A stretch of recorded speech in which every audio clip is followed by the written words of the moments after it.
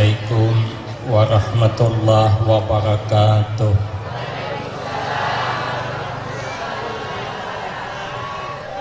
Bismillahirrahmanirrahim. Alhamdulillahi rabbil alamin. Wassalatu wassalamu ala asyrafil anbiya wal mursalin wa ala alihi wa ashabihi ajma'in. La hawla wa la quwwata illa billahil aliyyil azim. Rabbi shrah li sadri wa yassir li amri wahlul 'uqdatam min lisani yafqahu qawli. Amma ba'du, fa'aqulu wa 'alallahi tawakkuli. Ma'asyiral hadirin, Bapak Ibu jamaah yang saya muliakan, utamanya kepada alim ulama beserta seluruh pejabat pemerintahan, Bapak Camat Kecamatan Pulau Burung beserta tokoh-tokoh masyarakat, para imam, pengurus masjid, dan orang-orang tua kita yang alhamdulillah dapat hadir dalam kesempatan malam ini yang sama-sama kita hormati dan yang kita muliakan. Kemudian terima kasih yang sebanyak-banyaknya saya sampaikan kepada segenap panitia dan pimpinan. Terima kasih atas kesediaannya yang telah memberikan waktu dan kesempatan kepada saya guna agar supaya dapat mengisikan dalam rangkaian acara menyambut Tahun Baru Islam 1440 Hijriah bersamaan dengan musabaqah tilawatil Quran yang diadakan di tempat ini. Insya Allah mudah-mudahan kesempatan yang diberikan kepada saya akan dapat saya gunakan dengan sebaik-baiknya, sehingga pertemuan dan kumpulnya kita di tempat ini akan mendapatkan tambahan berkah dan manfaat yang sebanyak-banyaknya untuk kita semua, manfaat di dunia, lebih-lebih manfaat di akhirat. Amin Allahumma amin. Ma'asyiral hadirin jamaah yang mulia, seorang sahabat Rasulullah sallallahu alaihi wasallam, sahabat Abdullah al-Antaqi rahimahullah, beliau pernah berkata, khamsun hunna min dawa'il qalbi. Ada 5 macam yang dapat dijadikan obat agar kita terobati daripada berbagai macam penyakit-penyakit hati. Rasulullah sallallahu alaihi wasallam mengatakan dalam sebuah hadisnya, penyakit hati yang berbahaya itu ada 3. Inna ummahatil khataya salasun. Sesungguhnya sumbernya orang bisa selalu tersalah. Tersalah dalam bercakap, tersalah dalam bertindak, tersalah dalam menilai orang lain. Penyebabnya ada 3 macam penyakit hati. Yang pertama al-kibru, kena penyakit sombong. Orang sombong itu biasanya tidak suka disalahkan, tapi dia suka menyalahkan orang. Kalau dia salah disalahkan orang, dia mesti mencari kawan supaya berkawan salahnya. Orang bilang dengan dia baik-baik, Pak minta maaf, itu di leher sempian ada panaunya. Apa jawabnya? Lumayan saya cuman berpanau, tetangga sebelah rumah saya itu sudah 6 tahun berkurap tak sembuh-sembuh. Nah kan ini mencari orang lain namanya. Artinya apa? Parah saya masih parah tetangga saya. Kalau saya kan cuman panau kan cuman merusak pemandangan. Kalau kurap kan parah lagi, mengganggu lingkungan. Apa tidak terganggu kalau dibegaruk jabul ke sebelah? Jadi artinya apa? Orang sombong tuh tidak mau di bawah, dia tidak di atas terus. Orang kalau sudah kena penyakit sombong timbul gengsian. Orang kalau sudah gengsian selalu sengsara. Teman saya cerita, di zaman dulu kata teman saya, ada orang kampung pergi ke kota. Rupanya orang kampung pergi ke kota disuguh minuman yang pakai kaleng, yang ada gasnya, dikasih limun seperela. Begitu dibuka, cus katanya, mak kata yang siko, mantapnya minuman orang kota, kayak ular sambur. Begitu dibuka langsung nyambur, sekali ditumpah ke gelas mendidih. Mak kata yang siko, mantap lagi, ini kok air mendidih dibikin minuman. Jadi kata tuan rumah, silahkan minum pak. Daklah katanya, kami nunggu dingin. Kata tuan rumah, ini bukan air panas, ini air dingin. Lah kamilah tua katanya, jelas mendidih dah, mesti panas ini.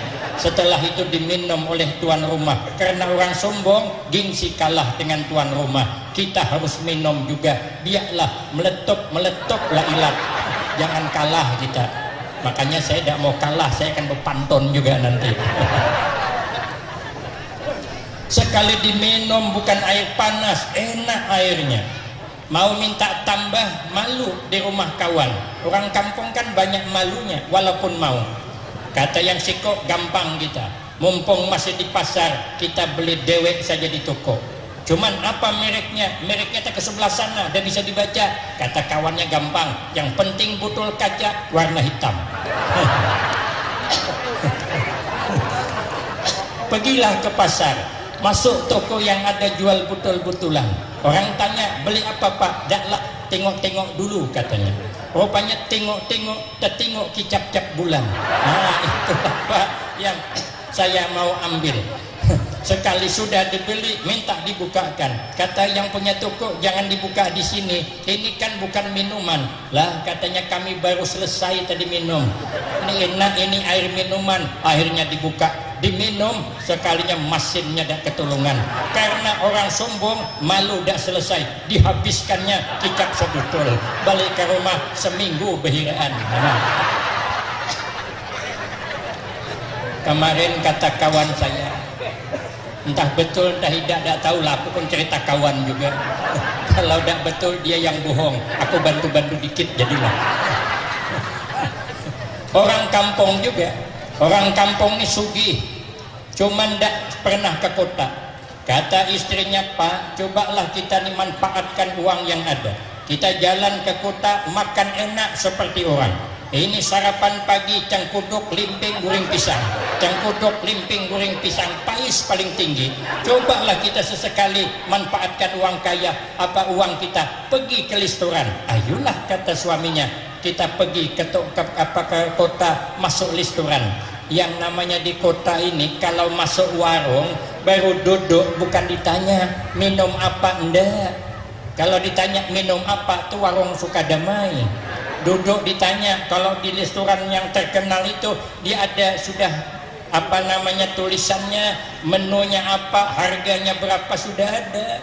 Kayak fotokopi ijazah disuguhkan. Masuknya saja pintunya tuh pakai remote, bukan tanggung-tanggung. Makanya saya kalau masuk hotel yang agak canggih, aku ngeri-ngeri, apalagi pakai remote. Jadi saya 27 Rajab yang tahun kemarinnya itu di Pekan Rabu, penelitiannya datang jemput saya di penginapan Riau. Saya kan senang menginap di penginapan yang murah meriah begitu. Jadi dijemput, Ustadz katanya pindah ke penginapan yang bagus. Saya bilang, enggak, ini cukup bagus sudah. Enggak, Ustadz katanya malu kami kalau Ustadz nginap di sini, harus pindah. Dibawanya saya nguliling, suruh pilih, saya tidak mau. Akhirnya dimasukkanlah ke penginapan Harmoni namanya, yang pakai sapam tuh. Sekali saya tanya berapa semalaman, 500.000. Mak, pikir hati sayangnya, kalau bisa ganti duit ya. Bukan lama di situ, sayanglah. Jadi begitu saya masuk, rugi saya langsung tidur. Saya duduki kasurnya, saya sekalinya tak ambung-ambung saya duduk. Oh, pantas mahal. Saya hidupkan AC-nya, saya hidupkan lampunya, TV hidupkan, masih juga bayar. Jadi aku berjalan-jalan, ada di tepi pintu kayak ATM, kayak KTP itu aku ambil. Apa bacaannya? Sekalinya padam lampu. Apa salahku begitu? Aku taruh pula ke situ, sekalinya hidup. Lah, kok kenapa hotel kayak berhantu begitu? Bisa padam, bisa hidup. Ada Ustaz Alam Shah namanya di Tembilahan, alumni kami di Al-Baqiyatus Shalihat. Saya tanya apa itu? Rupanya itu remote. Kalau kita keluar ambil, tutup pintu, pintu terkunci, lampu padam dewe, AC padam dewe, semua padam dewe. Nanti kalau balik mau masuk, bisikkan lagi kartu di pintu, nanti pintu terbuka dewe, kayak babi ngipit di TV itu nah. Oh, remote pang jako. Jadi aku nak masuk ke WC itu, aku tengok-tengok, jako berimut kalau orang-orangnya juga begitu. Jako kalau aku tak kunci di WC ini, apa kata dunia begitu, orang gagah tak kurang di WC. Ya awas, sungguh begini kan menjaga image juga. Akhirnya aku masuk ke WC, pintu dah aku tutup, aku kalang kaki sebelah. Kata aku, kau anam remote dah berfungsi lagi. Daripada aku tak kurung, makanya aku berangkat haji kemarin 8,5 jam di pesawat, aku tak mau ke WC. Bagaimana caranya? Di Batam aku puasa. Nanti kalau sudah 2 jam kan penerbangan, ada yang berdorong minum no. Ini bahasa Inggris bang dah. Jadi sudah agak 2 jam lagi baru turun, baru saya mau minum, tawarkannya minum, yes saya bilang. Ambilkan air teh, sekalinya ada bebungkus kayak telunjuk panjang, sugar katanya. Yes, Jako. Ada tahu kan apa sugar itu ada tahu. Cuman Jako mau kita makan simpani begitu. Kawan saya begitu ditumpahkan air teh, sugar no. Jako sotoy orang sotoy. Ambillah, sekali diminum ada manisnya dia. Katanya ngapa ada manis air teh? Iyalah sugar no katanya. Aku buka sekalinya manis. Oh gulanya rupanya. Tak mau saya ke WC itu tak mau. Jadi orang kaya nih tadi masuklah restoran. Begitu masuk restoran, duduk, ndak sarapan pagi, disuguhkan catatan tinggal milih. Kata suaminya, bu pilih dewe, sarapan pagi urusan perempuan. Kata ibunya, apa yang dipilih? Bahasanya bahasa orang semua. Model-model bahasa sekarang, capcay, minuman bandrik, mana paham dia, orang kampung. Kata istrinya, di antara bacaan itu ada namanya patrijal. Kata istrinya, Pak kita minta patrijal nih saja. Mungkin patrijal ini sejenis agar notrijal. Asalnya agar notrijal dibikin kue, jadilah patrijal asluhu notrijal. Coba minta ini. Jadi kata suaminya, pelayan minta patrijal 2 kursi. Sekali dak lama datang acar timun 2 piring. Kata istrinya, ini parah dari di kampung lagi. Kalau di kampung sarapan pagi ada juga cempuduk. Ini acar timun tidak nyambung. Kata suaminya, bu barang sudah terlanjur, dihantam je lah. Sekalinya istrinya tengok-tengok ke sebelah. Rupanya di sebelah ada orang barat makan roti berdua. Kata istrinya, Pak itu sarapan pagi itu, roti itu Kata suaminya, apa namanya? Malulah kita menanya roti apa namanya. Kata istrinya, gampang Pak, tunggu dia minta nanti. Kalau dia minta apa bahasanya, tengok apa yang keluar, kita tinggal meniru saja. Sekarangnya tak lama orang barat bilang pelayan, kata orang barat, mur katanya. Sekarangnya datang roti 2 piring. Bang kata istrinya, amun hendak roti bang mur. Ayo bang katanya, cepat bang, pinta mor bang. Kalinya yang laki juga sama. Kata lakinya, pelayan mor katanya. Sekalinya datang pula acar timun 2 piring. Rupanya mor itu bahasa Inggris, bahasa kita tambah lagi. Nah, orang barat wajarlah roti, dia makan roti, aku makan acar, tambah lagi 4 piring acar. Makanya kita dosa sombong lah hidupnya. Satu, penyakit hati yang berbahaya. Yang kedua, wal hasad, kena penyakit dengki. Orang penyakit dengki ini payah. Nengok orang senang, dia yang susah. Nengok orang susah, dia yang senang. Nengok orang beli TV, demam seminggu. Kawan beli kulkas, sesak napas. Dan nengok kawan beli mobil, mati dah ketahuan. Orang dengki itu karena dia tidak menyadari rezeki tidak pernah tertukar dengan orang lain, jodoh tidak pernah tertukar dengan orang lain. Kalau itu rezeki kita, bagaimanapun pasti sampai. Ada orang Tembilahan cerita, zaman dulu katanya ada buaya ganas. Buaya ganas itu dalam sungai, kepala desanya panggil orang yang jago-jago di kampung itu, suruh terjun. Siapa yang berani terjun ke itu sungai, nanti menyeberang sungai, kalau selamat kasih hadiah uang 5 juta. Kalau dapat buaya, lawan buaya berkelahi. Kalau menang 5 juta. Semua orang jagau-jagau yang jago-jago dudukan di tepi sungai. Ditengoknya buayanya ganas luar biasa. Limparkan kelapa ditelannya, limpar ayam ditelannya. Kata orang jago, gila terjun ke bawah ini. Jago-jago juga, tapi sama ngantar nyawa. Sekalinya tidak lama ada yang terjun sikok. Begitu terjun, lari sekencang-kencangnya, tidak dapat buaya mengejar, selamat sampai ke seberang. Bertepuk tangan kawannya, hebat, ternyata di kampung kita masih ada orang yang jago kelahi dengan buaya. Sekalinya marah dia, mana dia katanya.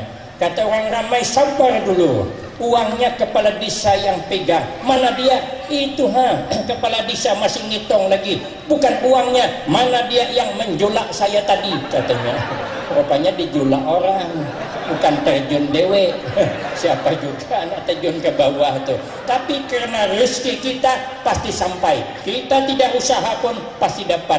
Pokoknya kalau rezeki itu, kata Imam Syafi'i, ibarat bayangan. Kemanapun kita berlari, kalau itu bayangan kita pasti ikut. Tapi kalau itu bukan rezeki kita, kapanpun kita mengejar bayangan, tidak pernah sampai. Maka kita jangan pernah punya sifat hasad. Yang ketiga, penyakit yang berbahaya, wal hirsu alat dunia, terlalu tamak dengan urusan dunia. Padahal dunia ini buat sengsara. Apa tidak sengsara? Kebanyakan makan daging naik tensi, kebanyakan makan udang kena kolesterol, kebanyakan makan kerupuk belinju kena asam urat, kebanyakan makan cabai rawit kena emahnya, kebanyakan makan di warung duitnya habis. Sengsara. Dunia ini menipu, apa tidak menipu? Kita kemarin waktu muda gagah luar biasa, sekali tua kesian. Saya ini dulu waktu muda gagahnya kayak Afgan gagahnya. Sudah tua kayak Datuk Meringgi. Kebahagiaan pun kadang menipu. Habis menikah bahagia minta ampun. Kemana suami ke situ istrinya, kemana istri ke situ suaminya. Tak pisah-pisah kayak Juli dan Julita. Berjalan ke rumah mertua, terpelisit kaki istrinya, cepat dia menyandang. Ngomong dia, hati-hati sayang katanya. Iya baru menikah, tunggu anak 6, terduduk istrinya, lantak kaulah katanya. Imbah menikah, kamar semerbak bau wangi. Suaminya bau parfum Casablanca, istrinya bau parfum sedap malam. Anak 6, cucu 3, sekalinya istrinya bau kencur, suaminya bau minyak kapak. Kenapa? Sebab suaminya sakit kepala, istrinya sakit parut. Mana kebahagiaan mana? Menipu, tapi akhirat adalah kekal abadi. Maka kalau kita terlalu mengutamakan dunia, kita kena penyakit hati. Obatnya ada 5. Yang pertama, kata sahabat Abdullah Al-Antaqi rahimahullah, obatnya mujalasatu sholihin. Mau kumpul dengan orang-orang soleh. Di mana perkumpulan orang soleh, ai huduru majalisil wa'zi, artinya selalu hadir di majelis nasihat, di majelis ilmu, maka Kecamatan Pulau Burung malam ini membuat majelisnya orang soleh, perkumpulan ilmu. Walaupun kita belum tergolong orang soleh, tapi malam ini kita sudah berada di majelisnya orang soleh, di majelis ilmu. Nabi sudah menjanjikan, man salaka tarikan yaltamisu fihi ilman sahhalallahu lahu tarikan ilal jannah. Kata Nabi, siapapun orang yang mau berjalan, menempuh jalan untuk hadir di majelis ilmu semacam ini, maka yakinlah orang itu sudah dipilih Allah, mudah menuju jalan ke surga. Alhamdulillah. Maka itu kata Imam Syafi'i, al-istighal bil ilmi afdal min sholatin nabilah. Orang menyibukkan waktu hadir di majelis ilmu itu lebih baik daripada sholat sunnah. Kata sahabat Abu Hurairah, sekalipun sholat sunnah 1000 rakaat, lebih baik kehadiran kita di tempat ini. Maka itu orang-orang soleh itu senang hadir di majelis ilmu. Kenapa? Sebab karena kata Imam Sufyan bin Uyainah, lam yu'ta ahadun ba'dan nubuwah syai'an abdal minal ilmi wal fiqhi. Tidak adalah seseorang yang paling utama Allah berikan setelah pangkat para anbiya dibanding orang berilmu dan paham fikih. Maka kehadiran kita di tempat majelis semacam ini adalah termasuk menggembirakan Rasulullah sallallahu alaihi wasallam. Karena orang berilmu, karena orang paham fikih, enak hidupnya. Orang berilmu tuh ngakali orang pun boleh, asal dia berilmu. Ada cerita di Jawa Timur pernah terjadi, itu ada orang hendak berkorban. Orang hendak berkorban sapinya 1 tapi orang 8. Kenapa orang 8? Anaknya banyak, jadi terpaksa dibikin 8. Padahal sapi 1 kan orang 7, ini diguhitnya 8 biar cepat selesai. Anak atau kebanyakan. Kenapa? Sebab orang dulu kan berbanyakan anak. Kenapa? Sebab karena orang dulu punya prinsip, ikan belanak masak wadi, banyak anak banyak rezeki. Kalau sekarang ikan belanak masak kuning, banyak anak nambah paning. Apa dah nambah paning? Awak sekali bercakap, dia 16 menjawab. Awak bilang jangan keluar malam, petang dia keluar. Kata mamanya, ngapa nak kau keluar malam? Tadi sudah dibilang jangan keluar malam. Apa jawab anak? Saya mak bukan keluar malam, saya keluar petang, cuman baliknya malam. Harah lagi. Hampir setiap malam minggu, bermalam minggu, kemana-mana dia berjalan bermalam minggu. Kata mamanya, malu saya nak, kau ni masak bermalam minggu terus kemana-mana. Sekalinya dia berpantun, apa katanya? Baju jas kancingnya 5 dibuang ke parit 2, biarlah sakit dimarah mama, namun kami setia berdua. Kata mamanya, aku kalau ada duit ku kawinkan kau, sudah selesailah, aku tunangkanlah pula. Sekalinya berpantun lagi, tak dapat ikan sapat jadilah ikan gulama. Kalau tak bisa menikah cepat, tidak apa-apa bertunangan lama. Kata bapaknya, bengak nian kau nina, saking bengaknya kau tengok bapak sampai behuban rambut kau buat. Oh, jadi kata anaknya, bapak behuban itu rambutnya karena saya bengak ya pak. Ya iyalah kata bapaknya, pantaslah pak katanya, nenek itu banyak ubannya, berarti bapak ini bengak nian kena. Iya. Maka dah bisa kita banyak anak sekarang. Saya daerah ke sana atau pergi ke sana, ada ustadz situ, saya tanya berapa anak ustadz? 18 katanya.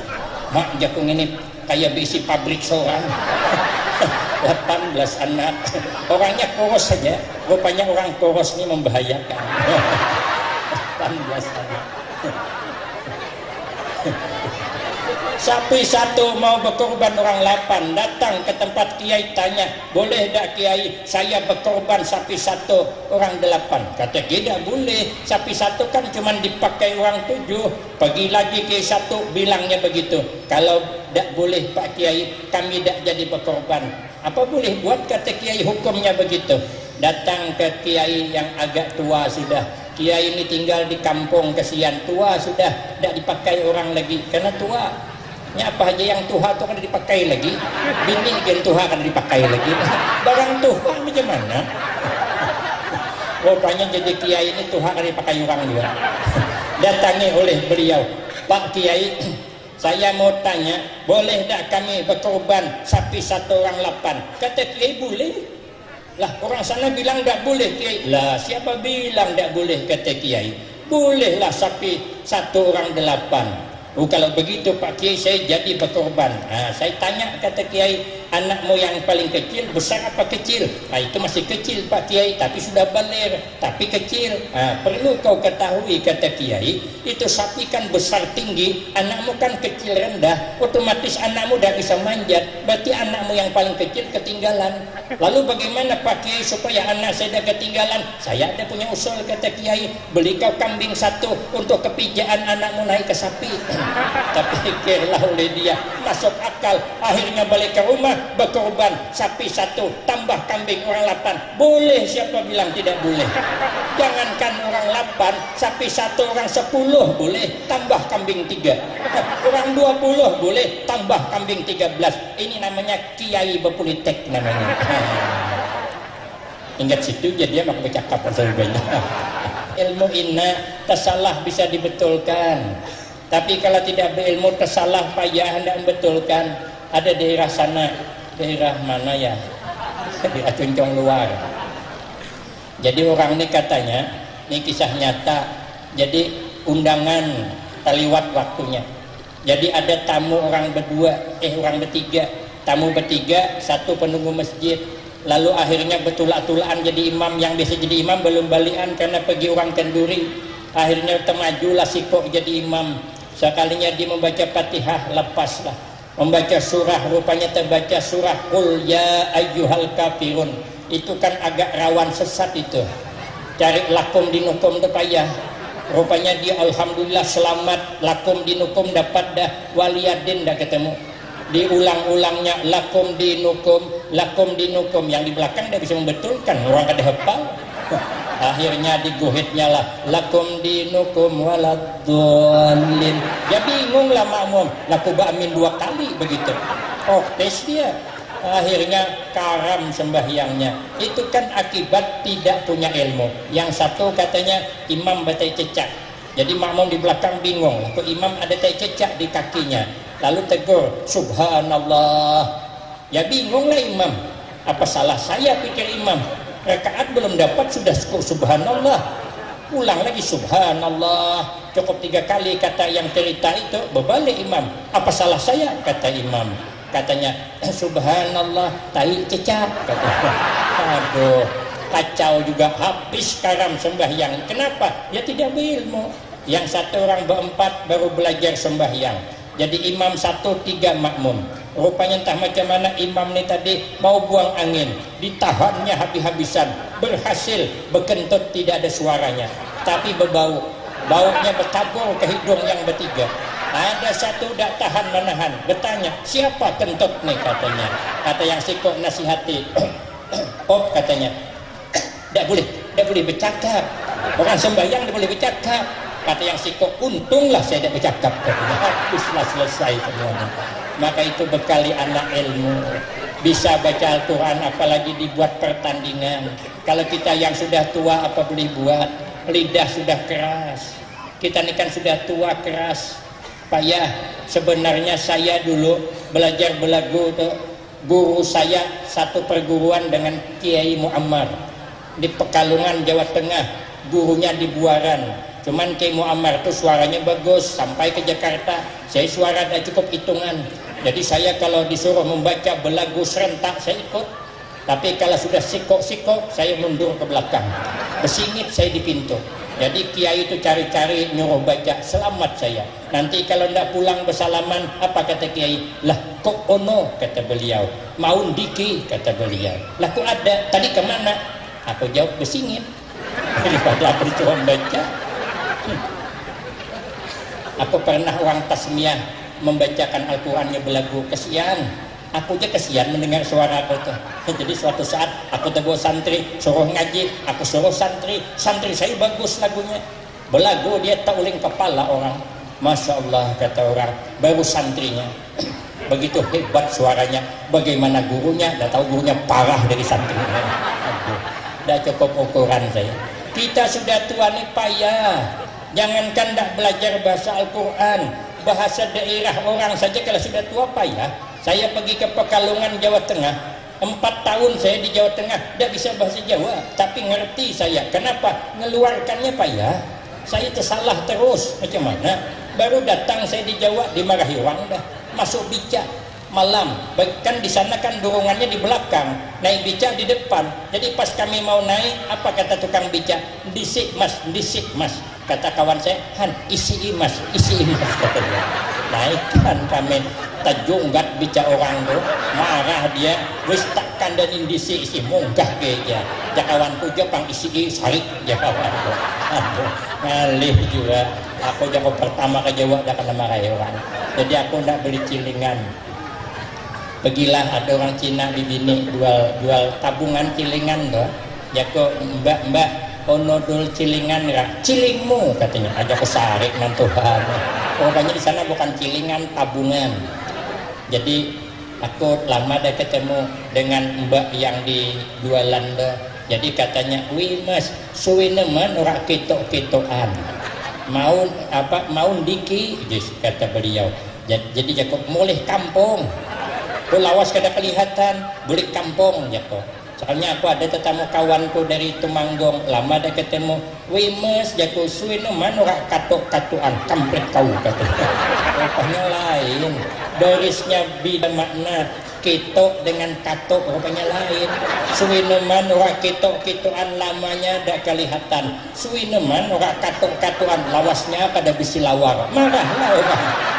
Jadi aku yang parah. Aku baru nih ke Jawa. 2 kali aku tahun nih ke Jawa. Ketemu aku masih sama mbak tuh. Aku ndak beli pisau silet. Kata kawan saya, "Hati-hati mas," katanya. "Salah lagi tuh, aman labu," aku bilang. "Oh hafali dah, silat silit begitu." Sekarangnya bibini yang jual, "Mbak Jako, onodol silit gak?" "Silitmu," katanya. Bulik kayak lagi. Jako salah ngomong aku nih berarti. Kalau silat kan ada jual pisau silat dah. Kalau onodol silit gak ada jual burit lah, buritmu. Parah apa? Itu kan lidah kita keras, tidak bisa, apalagi Al-Quran. Maka anak-anak generasi kita harus berilmu agama dan bisa baca Al-Quran. Karena itulah perkumpulan orang-orang soleh satu. Yang kedua, obat hati wa qiraatil Quran, membaca Al-Quranul Karim.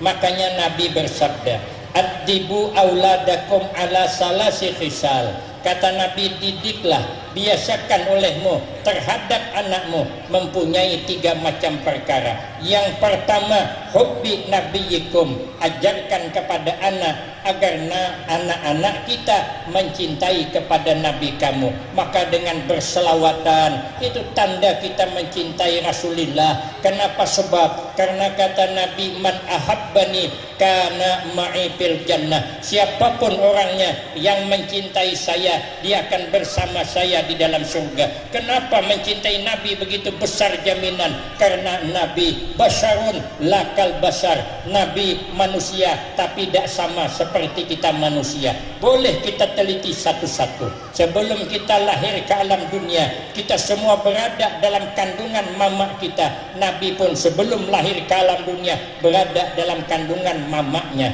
Cuman beda, kita berada dalam kandungan mama kita, kita sudah buat susah orang tua. Apalagi kandungan 3 bulan, kadang sakit, tidak tahu masalah, muntah dia, pening kepalanya, mabuk, orang mengidam. Nabi tidak ada, ibunya merasa sakit ketika mengandung Nabi. Kemudian kita lahir, Nabi juga lahir, tapi lahir kita tidak sama dengan lahir Nabi. Nabi lahir tali pusatnya sudah terputung, kita lahir membawa tembuni. Tapi kita bagaimanapun jangan bercita-cita melahirkan anak tali pusat dah terputung, itu malah berbahaya. Kalau anak lahir dah ada tembuninya, berarti tembuninya masih tertinggal di dalam. Kalau Nabi memang tidak ada tembuninya, sedikit pun Nabi tidak ada kotoran menempel pada tubuh Nabi. Kenapa? Karena Nabi tidak ada manis dunia. Kalau kita penuh dengan kotoran, karena kita ni ada manis dunia. Nabi sampai wafat tidak pernah lalat mampir di badan Nabi. Kalau kita lalat langganan, apalagi bisul pacah, mungkin lagi. Kenapa? Karena kita ada manis dunia. Nabi lagi kecil dalam buayan, tapi yang ma'ayun malaikat Jibril. Karena malaikat yang ma'ayun pakai tasbih. Kita pun dari kecil juga dalam buayan, tapi yang ma'ayun pemilik kita. Kadang mama kita, kadang bukan lagu tasbih, bantaikannya lagu dangdut. Mabuk lagi katanya. Apa danya anak sudah besar mabuk terus. Awas salah lagunya. Kadang-kadang lagu Ayu Ting Ting dibawanya, di mana kemana, di mana. Sekali sudah dewasa anaknya, sampai jam 11 malam dah ada balik-balik. Kemanakah Inor ini kada bulik katanya. Adol Seikong juga kada simbulikan. Awas salah nyanyi di mana kemana. Sampai itu pada bingung anak kada bulikan jam 11 malam. Entah kemana-manakah yang akhirnya menjadikan sebab balak turun di tempat itu. Makanya kita jangan salah lagu. Kadang datang abahnya pula ma'ayun anak, bantainya bara-bara, biri-biri katanya. Aku bilang tanggung, sapi-sapi, kambing hayam gitu. Yang alih banget. Akhirnya anak sudah besar, tidak ada mencontoh Nabi Sallallahu Alaihi Wasallam. Tak salah kita. Tak sama kita dengan Nabi. Sama tapi tak sama. Kita bisa beludah, Nabi juga bisa beludah. Tapi ludah kita tidak sama ludah Nabi. Ludah Nabi bawa berkah, ludah kita bawa musibah. Kalau tidak percaya boleh balik meludahi kawan. Kalau tidak musibah juga lah cerai. Makanya aku tidak meludahi orang. Kemarin saya balik dari kilo 5, disinggahkan di Pulau Palas. Ada orang sana minta ludahi anaknya, karena anaknya katanya pembebal. Aku bilang tidak mau, aku tidak bisa meludahi orang. Tidak usah tolong lalu dahi anakku katanya. Aku kira kecil, sekalinya keluar umur 17 tahun. Keluar bengangak pula. Aku tengok, jika potongan ini diludahi bisa belawan ludah.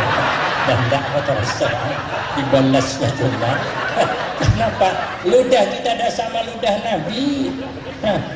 Kita bisa berkencing, Nabi juga bisa berkencing. Tapi kencing Nabi dah sama kencing kita. Kalau kita kencing bawa hancing, rasanya pun agak pahit-pahit kelak begitu. Tapi saya dah pernah nyicip, cuma nebak cuman. Tapi kencing Nabi baunya tidak ada berubah, rasa tidak berubah. Maka ada sebagian ulama mengatakan kencingnya Nabi tidak najis, khususiyah untuk Nabi. Suatu saat Ummu Aiman menginap di rumah Rasulullah Sallallahu Alaihi Wasallam. Nabi buang air malam ditampung dalam satu wadah, dalam satu kendi. Rupanya Ummu Aiman bangun malam itu ibadah malam, kehausan, mau minum air tidak ada. Ketemulah air dalam kendi, tak tahu kalau itu kencing Rasulullah. Diminum oleh Ummu Aiman, habis air diminum. Setelah siang Nabi cari, ingin membuang air kencingnya. Kata Nabi, mana air kencing yang saya di dalam kendi ini? Kata Ummu Aiman, sudah habis saya minum ya Rasulullah. Mak, kata Nabi, itu kencing saya. Tapi baiklah, karena kau sudah terminum kencing saya, maka kau dijamin tidak akan sakit perut lagi selama-lamanya. Kalau kita jangan coba-coba minum kencing kawan, dijamin malam itu sakit perut. Tidak sama dengan Rasulullah Sallallahu Alaihi Wasallam. Maka tanamkan kecintaan kepada Rasulullah lewat selawatan-selawatan yang tadi sudah ditampilkan. Yang kedua, wahubbi ahli baitih, tanamkan kepada anak generasi kita untuk mencintai ahli baitnya Nabi, para habaib. Karena Nabi berdakwah tidak minta upah, cuman Nabi minta sayangi ahli baitnya. Yang ketiga, waqiraatil Quran, tanamkan kepada anak generasi kita agar anak kita ini mencintai Al-Quranul Karim, senang membaca Al-Quranul Karim. Fa innahu hisnun hasinun minasyaitan. Itu Al-Quran kalau dibaca adalah binting daripada godaan-godaan syaitan. Maka itu kata Nabi, in aradtum aisas suada wa mautas syuhada wan najata yaumal hasri wal zilla yaumal hari wal huda minad dalalah padawimu qiraatal Quran fa innahu kalamur rahman wa hisnun hasin minas syaitan wa rujhanun alal mizan. Kata Nabi, siapa orang yang ingin hidup bahagia, siapa orang yang ingin mati bernilai mati syahid, siapa orang yang ingin selamat di padang mahsyar, dapat naungan panasnya di padang mahsyar. Kita nanti di padang mahsyar itu dengan matahari kepala kita sepenjangkauan. Kalau kita angkat tangan, kena tangan kita matahari. Bagaimana panasnya matahari ketika itu. Alangkah matahari yang tinggi ini saja kalau musim panas luar biasa. Di Mekah itu tahun ini terkena panas luar biasa, padahal matahari dengan bumi jaraknya 1.000 triliun kilometer. 1 triliun kilometer jaraknya. Matahari itu katanya besarnya 1.300 kali lipat besar dari bumi ini. Cuman karena ditaruh di atas maka kecil. Itu 1 triliun kilometer tingginya di atas. Kalau ibu-ibu udah percaya, ukur dewe, beli mitiran di tembilahan, ukur ke atas 2 kali bahaul disampahin. Itu tingginya panas luar biasa. Bagaimana kalau matahari dekat? Tapi ada amalan supaya selamat dari panasnya matahari di padang mahsyar. Apa dia? Padawimu qiraatal Quran. Terus meneruslah kita amalkan Al-Quran. Berikan semangat kepada anak-anak generasi kita supaya anak generasi kita senang mencintai Al-Quran. Karena orang yang dimuliakan Allah mesti cinta dengan Al-Quran. Imam Syafi'i kalau bulan Ramadan membaca Al-Quran, malam sekali khatam, siang sekali, itu dalam sembahyang. Jadi kalau sembahyang tarawih khatam Al-Quran. Kita ada harapan imam bawa sejus saja, malam besok pindah masjid dan tidak lagi di situ. Coba try sampai habis, dijamin makmum balik semua. Paling tinggal kaum dewean lagi. Kenapa? Dia pegang kunci masjid. Kalau tidak dia paling duluan balik. Tak sanggup, kita dah sanggup. Kalau sahabat Utsman setiap sembahyang malam 2 rakaat tersebut dalam kitab Nasaihul Ibad, khatam Al-Quran. Rakaat pertama habis Fatihah 15 juz baru rukuk. Rakaat kedua habis Fatihah 15 juz baru rukuk. Salam, khatam Al-Quran. Kalau Imam Ali Al-Mursifi tersebut dalam kitab Sirajul Qari, beliau setiap malam 60 kali khatam Al-Quran. Kita tidak bisa ikut itu, cuman kita bisa ikut Ki Hasyim Asy'ari, neneknya Gus Dur, Tebu Ireng, Jawa Timur. Beliau pernah berpesan sama anak-anaknya begitu sebelum meninggal dunia agar mengamalkan Al-Quran sebelum sarapan. Setiap habis sholat subuh sebelum sarapan amalkan Al-Quran. Kata guru saya, setelah diamalkan oleh anak-anaknya, rupanya rezekinya murah-murah. Jadi kalau tidak murah rezeki, tidak dapat rezeki yang barakah, habis sholat subuh kita amalkan baca Al-Quran sebelum sarapan. Jadi saya kalau ditanya orang, Ustadz katanya minta amalan supaya murah rezeki, saya bilang amalkan Al-Quran, dibaca Al-Quran setelah sholat subuh menjelang sarapan, terserah berapa mampu kita. Ditanyanya lagi, Ustadz katanya minta amalan pelaris dagang, aku bilang jual yang murah dari orang. Kalau orang jual gula 15.000 sekilo, bantai 7,5, dijamin laris. Kata orang yang nanya, Ustadz kalau begitu tidak ada untung. Lah kita tidak bicara untung, yang penting laris begitu. Kalau tidak untung, amalkan Al-Quran kepada Allah. Kenapa? Karena sebahagian tanda iman dipelihara Allah, meningkatnya amal ibadah kita kepada Allah dengan tulus ikhlas. Yang kedua, tanda orang iman dipelihara Allah, wal haya, punya sifat malu. Maka tingkatkan sifat malu kita kalau kita tidak dapat meningkatkan amal ibadah kita kepada Allah. Cuman kata Nabi, akhir zaman sifat malu diambil Allah. Pertama, berkah diambil Allah. Makanya kita sekarang di akhir zaman keberkahan hidup sudah mulai berkurang, umur sudah kurang berkah, belum lagi tua penyakitlah tumpang tindih. Dokter saja bingung ini orang yang mana diobati. Obati asam urat kambuh reumatiknya, obati reumatik kena jantungnya, obati jantung naik tensinya, obati tensi kena kolesterolnya. Dak diobati mati dak ketahuan, diobati serentak duitnya dak cukup. Akhir zaman. Orang dulu umur 70 tahun sakit demam bawa nebas ke kebun balik sihat. Sekarang umur 70 tahun demam bawa nebus ke kebun bakal tak balik lagi. Kenapa? Umur kita sudah kurang berkah. Makanan pun serba salah, makan ini salah, makan itu salah. Penyakit tumpang tindih. Santri kami, santriwati tidak bisa berak, dia dibawa ke rumah sakit, dirawat 4 hari 4 malam, dirawat di Impos. Alhamdulillah bisa berak. Berhitung berapa bayarnya? 4 juta bayarnya. Duit sudah kurang berkah, berak cuma 4 juta bayarnya. Jadi kalau ada WC umum kencing 2.000, berak 3.000, murah. Santri kami 4 juta bayarnya. Ada sikoh tidak bisa berkentut, aku bilang bawa cepat ke rumah sakit, masuk ruang UGD, dipukul-pukul dokter perutnya, terkentut sekali. Berapa bayarnya? 75.000. Aku tanya berapa kali kau kentut? Sekali cuman Ustaz katanya. Kataku kalau 2 kali kau 150 bayarnya. Sekali berkentut 7,5, 75. Kenapa? Ya sudah, uang sudah kurang berkah. Tidak sama di zaman dulu. Zaman dulu kita makan lauk ikan asin pun enak. Sekarang anak kita suruh makan lauk ikan asin tidak mau. Jangankan anak, kucingnya mikir. Aku di rumah tuh kucing kasih ikan karing, dicium, pergi dia. Mak kataku gaulnya kucing zaman now nih. Memang kucing zaman now nih payah juga tahu.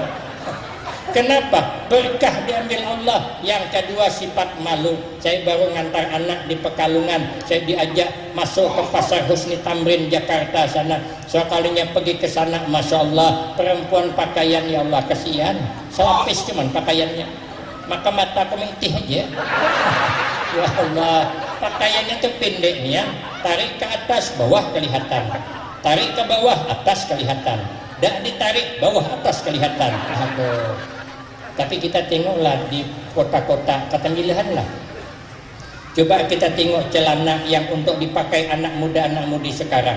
Yang dipakaikannya di pantat patong. Coba tengok apa namanya pinggangnya. Itu bukan sampai ke pinggang. Pinggang celana itu tersangkut di perbatasan antara Kuala Tungkal dan Tembilahan. Tersangkut di Kuala Inok. Duduk di depanku pula di Butlayang, terjungat hujung Selawar itu asli kelihatan Kuala Inok. Cakap putih hirang pulang. Aku di belakang bingung, aku dipandang berdosa, kada dipandang kebetulan ada. Malu diambil Allah sudah. Maka orang beriman itu mesti malu. Nang ketiga wasyukru, hidup harus bersyukur. Yang terakhir, katanya di zaman dulu ada orang umur 70 tahun penyakitan, datang ke rumah dokter mau mengadakan konsultasi begitu. Ya sisi hujungnya. Mengadukan penyakit, minta jalan keluarnya. Itu namanya konsultasi. Jadi kata orang tua itu bilang, Pak dokter, saya tanya ini kenapa saya sering sakit kepala. Kata dokter, minta maaf Pak, berapa umur 9? Umur saya, usia saya 70 tahun. Oh biasa Pak, kata dokter, itu memang bawaan orang umur 70 tahun memang sering sakit kepala. Tanya lagi yang kedua, dokter, kenapa ya saya sakit pinggang terus? Ah biasalah Pak, itu bawaan orang umur 70 tahun. Marah dia. Asal ditanya 70 tahun jawabnya. Asal tanya 70 tahun. Sekali lagi kau ngomong 70 tahun, pikir yang Tuhan, melepoklah tangan sebelah ke kepala. Tanyanya, dokter, kenapa ya saya sering bengkak kaki sebelah? Oh biasa, kata dokter. Itu memang bawaan orang umur 70 tahun. Bantainya sekali. Kata dokter, ngapa kau terpiling saya? Ah biasalah dokter, itu memang bawaan orang umur 70 tahun. Kacau juga.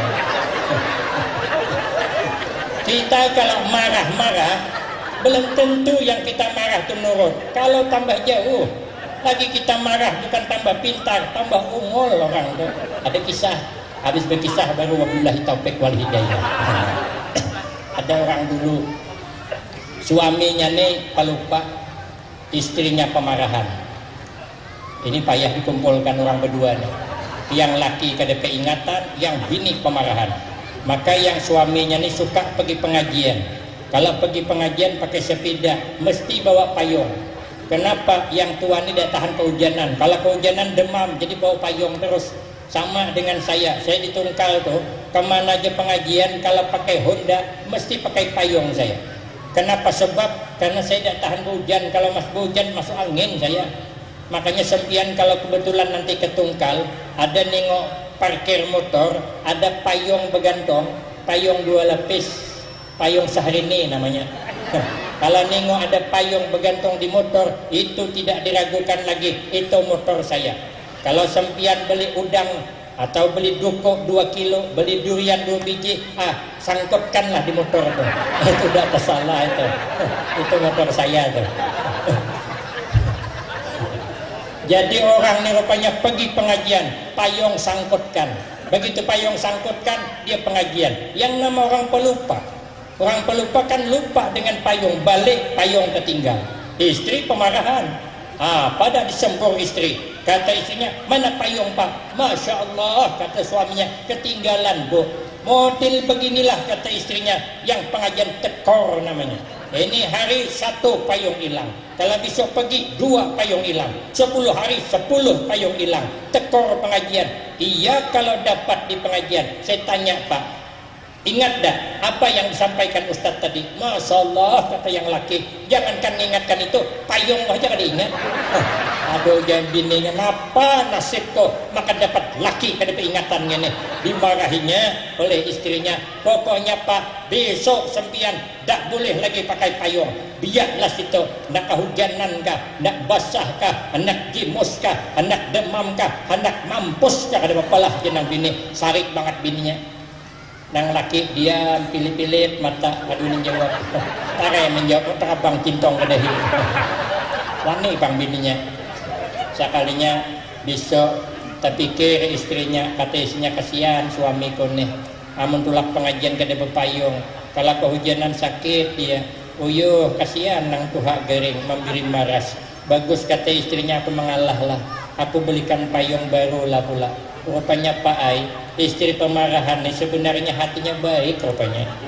Makanya ibu-ibu yang sudah terlanjur pemarahan, teruskanlah pemarahan. Ada jadi bertaubat. Sekalinya belikannya lah payung baru. Sudah dibelikan payung baru pak, kita janji pak ya, ini payung baru pak, jangan ditinggal di pengajian pak ya. Kita janji kalau ketinggalan sekali nih, bapak tidak boleh tidur di rumah, bapak tidur di pelatar saja. Maka suaminya penakut sangat, penakut dengan hantu pucung. Aduh kata suaminya, bisa mati takajud malamnya kok. Akhirnya pergi ke pengajian, hati-hati bagaimana payung supaya jangan ketinggalan. Payung tidak lagi digantung di kapetnya.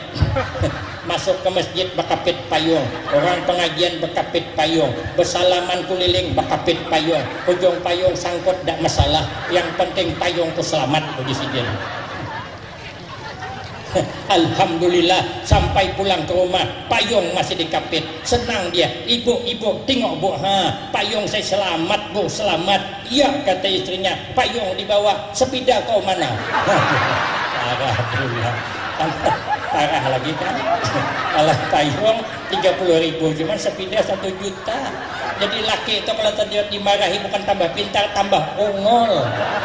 Makanya kita sudahlah taubatan lagi, patkan barisan lebih akur, saling harga menghargai, hormat menghormati, hidup kalau damai, membawa kenyamanan, membawa keberkahan. Mudah-mudahan kampung kita diberkahi oleh Allah Subhanahu wa taala. Amin. Allahumma amin. Bismillahirrahmanirrahim. Alhamdulillahirabbil alamin, wassalatu wassalamu ala asyrafil anbiya wal mursalin wa ala alihi wa ashabihi ajma'in. Allahumma lakal hamdu wa ilaikal mustaka wa antal musta'an wa la hawla wa la quwwata illa billahil aliyyil azim.